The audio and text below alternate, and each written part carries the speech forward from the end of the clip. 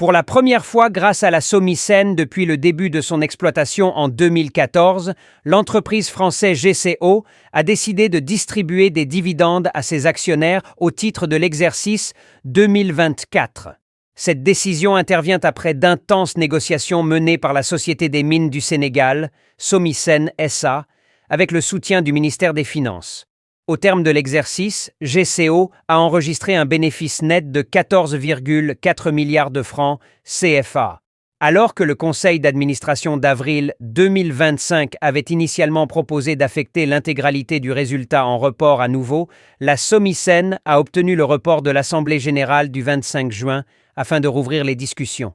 Les démarches menées par l'équipe de Mai Ngane Demba Touré, directeur général de la SOMISEN, ont abouti le 29 août 2025 à l'adoption d'une résolution actant la distribution de 5 milliards de francs CFA de dividendes. Une source interne à la SOMISEN apprend que l'État, actionnaire à hauteur de 10%, percevra 500 millions de francs CFA bruts, 450 millions nets après impôt. En y ajoutant l'impôt sur le revenu des valeurs mobilières, IRVM, collecté sur l'ensemble des dividendes, le Trésor engrange près d'1 milliard de francs CFA. Cette première distribution consacre une avancée historique pour le portefeuille minier de l'État, selon la SOMISEN.